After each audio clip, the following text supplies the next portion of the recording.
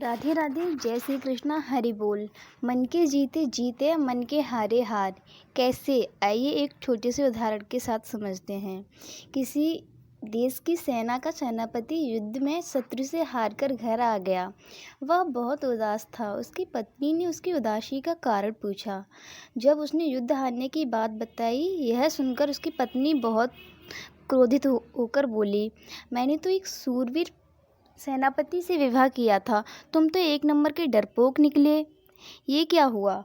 ये तो मेरे साथ ठीक विपरीत कार्य हो गया। मैं तो तुम्हारे जीते ही विधवा हो गई।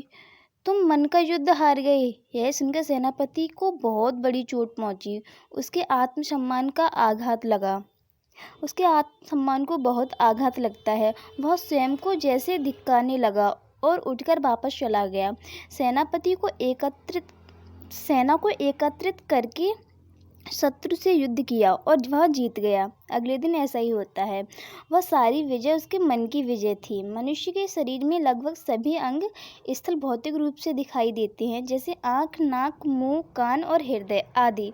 किंतु मन जो है सभी का चलता है और कार्य करने के लिए रोकता भी है और भटकता भी है, और जय पराजय मन ही दिलाता है। प्रेम और घृणा ये सब मन के माध्यम से होते हैं। अनेक मनोभावों व कार्यों का कारण बनता है मन। उसका अपना कोई दृश्य स्थूल अस्तित्व नहीं है। वैसे वेदों में अंतःकरण को समझना बहुत जरूरी है। अंतः का अर्थ होता है शरीर के अंदर रहने वाली इंद्रियां। इससे पहले बाहरी वस्तुओं को सीधे ज्ञान नहीं होता, जबकि बाह्य इंद्रियां जैसे आँख, नाक, मुंह आदि से बाह्य वस्तुओं का ज्ञान होता है। अंतःकरण शरीर के अंदर की इंद्रियों को ग्रहण या अनुभव करता है, जैसे ज्ञानता, अज्ञानता, इच्छा, सुख, दुख, निराशा, आशा वृत्तियां अंतःकरण के चार धाम हैं। अंतःकरण मन, बुद्धि, चित्त और अहंकार, ये चारों वृत्तियां मन की हैं। मन संकल्प और विकल्प करता है। बुद्धि निश्चय, सत्य, असत्य, ठीक और गलत बताती है। चिंतन रूपी वृत्ति का नाम चित्त है, जो विचारों की घटनाओं आदि को संभाल कर भी रखता है।